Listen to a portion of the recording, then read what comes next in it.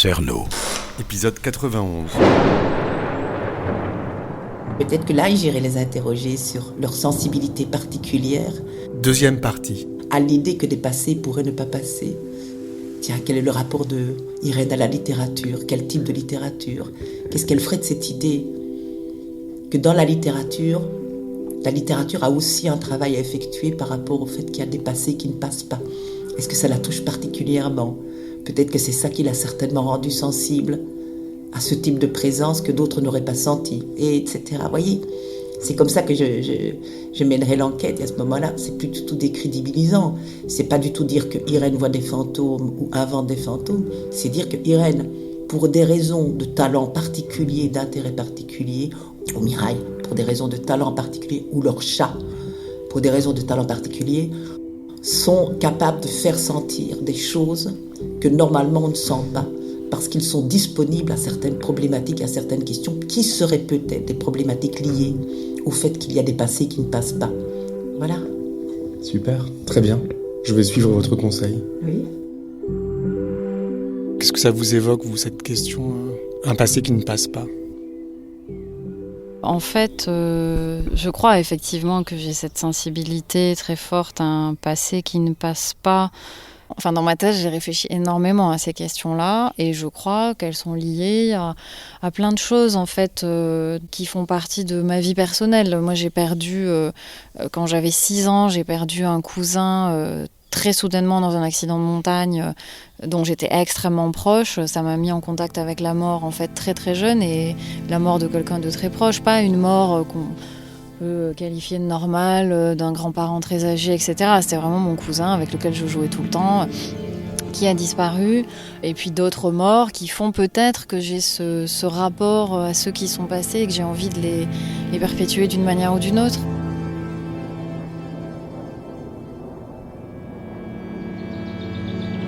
Moi, comme adolescente, j'étais extrêmement introvertie. Je n'ai pas du tout fait de crise d'ado, de rébellion, tout ça. J'étais juste toute seule et je lisais un peu toute la journée, en fait. Je lisais vraiment de 8h du matin à 22h. Je lisais dans la rue en marchant. Je lisais... le seul endroit où j'avais pas le droit de lire, parce que mes parents voulaient pas, c'était à table, quoi. Mais sinon, je lisais à peu près tout le temps.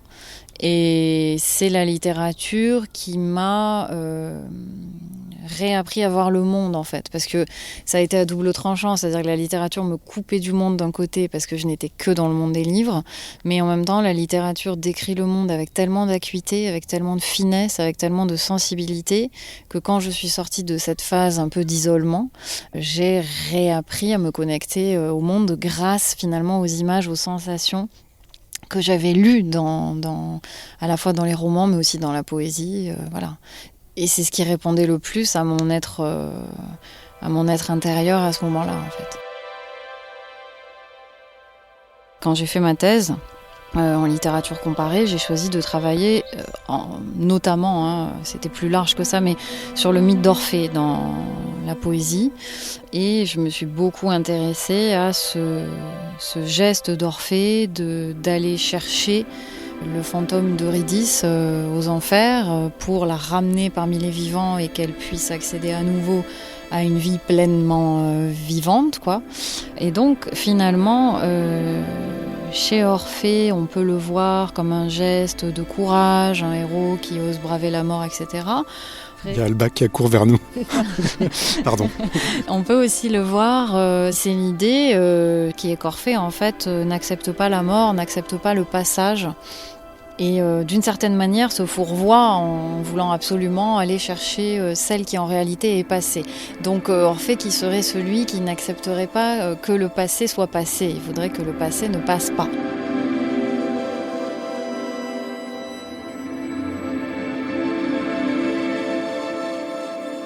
Et je crois aussi que dans mon travail d'écrivain, là j'ai publié il y a quelques années un recueil qui s'intéresse beaucoup au temps.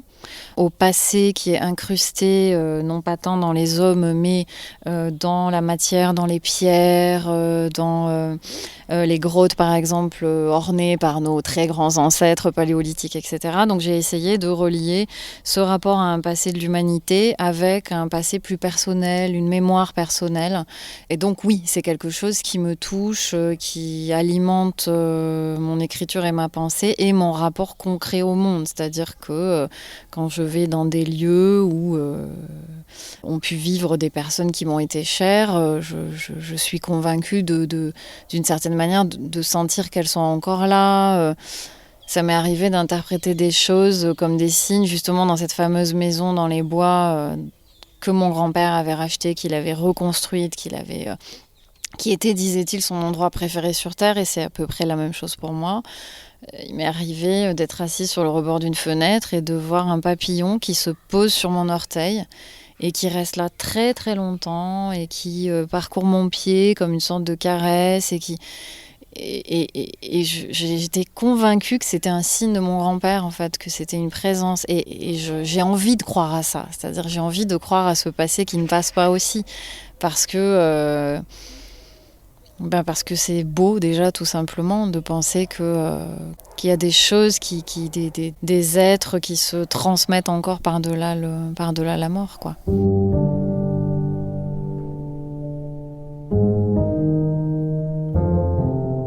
Irène, pour des raisons de talent particulier, d'intérêt particulier, ou Mireille, pour des raisons de talent particulier, ou leur chat, pour des raisons de talent particulier, sont capables de faire sentir des choses que normalement on ne sent pas.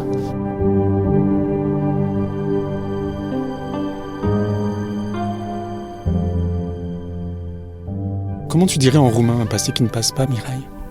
Un trecut care nu trece. C'est très intéressant parce que le sujet le projet sur lequel je travaille en ce moment et qui me prend beaucoup d'énergie, c'est un sujet sur le passé. C'est un projet que je fais de court-métrage sur le passé de ma famille et un désir d'apprendre le vécu de mes ascendants, de ma mère, de mon père, de ses parents, sont imprégnés en moi. Donc c'est quelque chose qui est fortement lié au passé et qui m'intéresse beaucoup.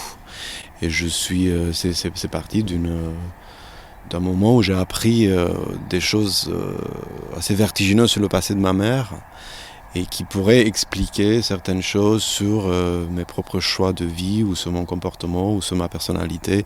Et j'essaie de savoir plus en détail et de trouver ces connexions et ces liens.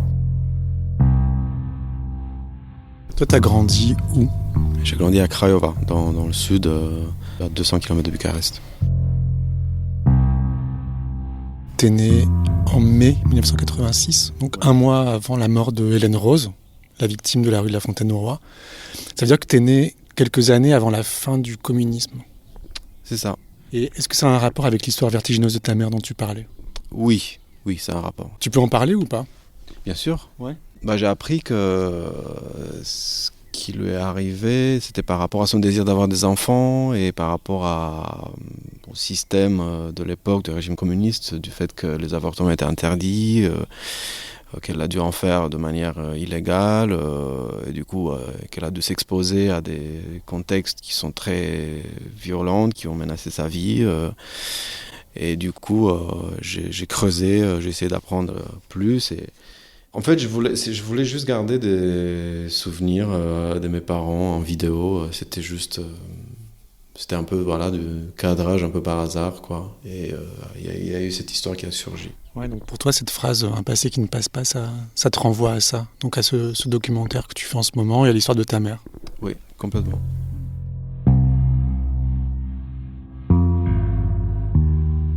Et qu'est-ce qui t'a rendu si sensible? Je pense que c'est aussi c'est génétique. Et c'est ma grand-mère qui a passé beaucoup de temps avec moi, qui m'a élevé jusqu'à l'âge de 6 ans, 6 ans et demi. Ouais. C'était vraiment une force de la nature. Mais moi, j'étais témoin de ce qu'elle faisait dans la journée. Et je sais qu'elle travaillait beaucoup, elle n'était jamais en train de se reposer. Et oui, j'étais très proche de ma grand-mère et j'ai des très bons souvenirs de mon enfance à la campagne. Et ici, tu retrouves un petit peu cette vie-là? Oui. Déjà, la première chose qu'on remarque, c'est les sons. C'est les mêmes sons qu'à la maison où j'ai grandi. C'est les tourterelles qui font ça. J'avais du mal à trouver ma place en Roumanie. Et il y a énormément de gens très intelligents et très sensibles. Et j'aurais pu avoir un entourage tout à fait acceptable. C'était juste qu'à l'époque où je suis parti, il y avait des choses qui ne me correspondaient pas. C'était aussi, ça a passé par un sentiment dégoût envers la Roumanie, ou enfin un sentiment de rejet, on va dire. Mais il y avait aussi des raisons personnelles, une rupture, il y avait plusieurs choses, et c'est surtout l'idée que je me disais, c'était très bien de partir et d'apprendre une nouvelle, de m'intégrer dans une nouvel univers culturel, social, etc.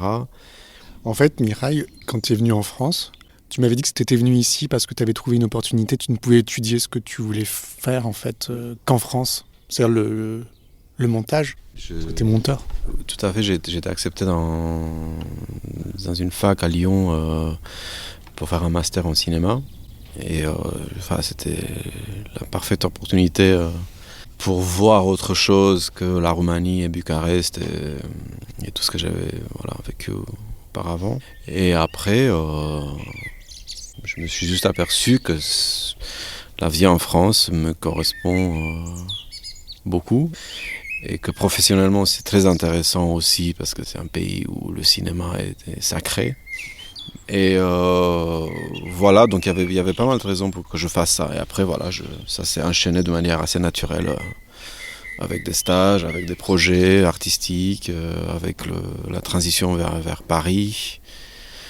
Et le temps est passé très vite. Ces 13 dernières années sont passées très très vite.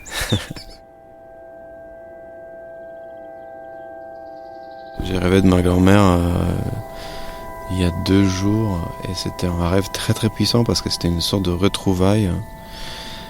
Mais en même temps c'était une sorte de reproche parce que dans le rêve, elle me disait au moins c'est bien que tu as été là quand je suis décédé, alors que dans la réalité j'y étais pas. Donc c'était très perturbant pour moi parce que c'était un rêve... C'était pas un cauchemar, c'était un rêve assez chaleureux, on va dire. Mais il y avait ce détail qui m'a perturbé. Je vais essayer de déchiffrer à travers mes recherches dans mes projets. Tu peux peut-être dire quelque chose du fait qu'en Roumanie, quand on rêve justement d'un mort, quand quelqu'un rêve d'une personne morte avec intensité, rêve assez fort, on va sur la tombe de la personne, on met des bougies, on fait un rituel, quoi. C'est-à-dire qu'on est convaincu que c'est pas anodin, que ça vient pas juste de notre inconscient à nous, mais que il y a quelque chose à faire en lien avec cette personne-là, que soit c'est elle qui est venue dans le rêve, soit il faut l'apaiser, soit il faut... moi je trouve ça très beau, parce que c'est vrai que dans notre culture française, en tout cas, quand on rêve d'un de nos morts, il n'y a pas un rituel associé, il n'y a pas quelque chose de sociétal, d'immédiat qu'on va aller faire le lendemain. Après, évidemment qu'on va réfléchir à ce que ça nous fait et que c'est bouleversant de rêver d'un mort et que parfois même c'est agréable parce qu'on a l'impression de l'avoir revu. Mais il n'y aura pas un rituel institué qui est compréhensible par tous, qui est accepté par tous, qui va étonner personne, qui va être même une nécessité. Qui va être respecté, quoi. Ouais, qui va être respecté, ouais. Comment elle s'appelait ta grand-mère ? Elle s'appelait Constanza. Là, tout à coup, j'y pense, mais on est quand même en train de parler de passé qui ne passe pas, de constante, de choses qui restent, tu vois. Et ta grand-mère, elle s'appelait Constanza et elle était essentielle pour toi, en fait. Mireille, ça sert à quoi le passé ? C'est l'ancrage ultime. Ça a une importance vitale, je dirais. C'est notre identité, le passé. Il y a Alba qui... Elle nous accompagne tout le long, t'as vu, elle reste par là. Elle vient nous voir. Ouais, elle repart. Dans les moments clés. C'est ça. Comment vous êtes rencontrés tous les deux ? C'était justement la rencontre de nos univers créatifs, on va dire, parce que c'était dans une projection de film dans une librairie. Alors on a parlé du passé et cette maison en fait c'est la maison de votre futur. C'est ça, mais ce qu'on a bien aimé tous les deux, c'est que c'est une maison très ancienne. Et donc c'est une maison qui a un passé. On a su tout de suite en commençant à visiter des maisons qu'on ne pourrait jamais habiter dans une maison qui vient d'être construite ou qui est dans une zone super pavillonnaire. On sentait qu'il n'y avait pas assez d'histoire, il n'y avait pas assez de passé pour nous. En tout cas, ça peut convenir à des gens, puis il y a des gens qui préfèrent que ça soit neuf. Mais nous, on voulait pas du tout ça. On voulait qu'il y ait ce passé dans la maison, quoi, sans forcément qu'il y ait des fantômes, hein, mais qu'il y ait cette vieille pierre ancienne. Mais pourquoi ? Ça sert à quoi le passé ? Dans une maison, je sais pas. Moi, je trouve que c'est quelque chose qui t'entoure. Tu sens que t'es pas le premier. Tu sais que t'es pas le dernier. Il y a quelque chose de rassurant, en fait. Et tu sais qu'il y a eu plein de vies, plein de choses qui se sont passées là. Ça te place dans l'humanité aussi. Enfin, ça te donne une place dans un continuum. Enfin, moi, je trouve ça très beau. Et voilà, c'est pas notre passé. C'est le passé de cette maison. C'est pas le nôtre. Ça lui appartient, mais par ses murs, par sa pierre, elle nous redonne des choses aussi. Voilà. Un jour, vous serez le passé de cette maison. C'est ça. Et ça sera très bien comme ça aussi. Comment vous vous voyez quand vous serez vieux ? J'espère qu'on sera ensemble déjà, qu'on aura eu envie de continuer ce chemin ensemble. J'espère qu'il ne nous sera rien arrivé à l'un ou à l'autre. Enfin voilà, mais j'espère qu'on vivra vieux, tous les deux. Après, comment je m'imagine, avec des livres, avec un jardin pas trop grand pour pouvoir l'entretenir malgré la fatigue physique. La vie, on ne sait pas où elle nous mène, mais j'ai pas d'image de ma vieillesse, quoi. Je suis assez ouverte à ce qui va se présenter. Mais j'ai quelques espoirs, quoi, qu'on soit tous les deux avec Mireille, que je sois proche de la nature. Mireille, il te regarde.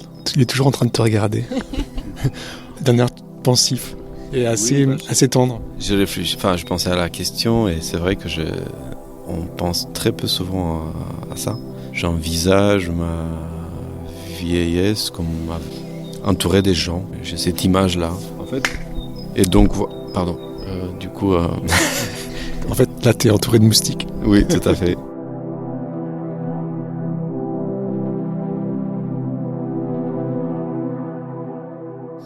Un trecut care nu trece. Exact. Donc elle s'est pas plantée, Vinciane Després. Non, je crois pas, mais ça m'étonne pas d'elle, qu'elle se soit pas plantée.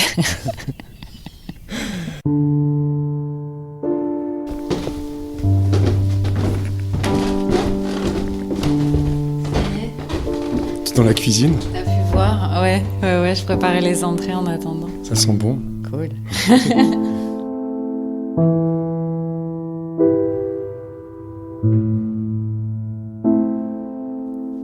3, 2, 1. Bon, on a très bien mangé. Merci beaucoup. On s'est beaucoup éloigné de Thierry Paulin, mais pas tant que ça peut-être. Peut-être pas tant que ça, parce qu'on a quand même le lien avec le passé, le lien avec les fantômes, le lien avec les présences, le lien avec sentir ces présences-là, et c'est de là que tout est parti en fait. Ouais. Donc, c'est juste un égarement temporaire. Voilà. Il y a Alba qui est couchée sur le fauteuil. Au revoir Alba. Bon, merci beaucoup. Bonne nuit. Julien. À bientôt. Oui. Et bonne fin de week-end. Ça marche. À très bientôt. Ouais, au plaisir. Ciao. Je repars dans la nuit. Il est 23h30. Le village est plongé dans le calme. Je rentre me coucher. Prochaine étape de l'enquête. Le Collège de France, où je vais rencontrer l'anthropologue Grégory Delaplace, qui est un spécialiste des maisons hantées. Démarrez le guidage vers l'adresse du domicile.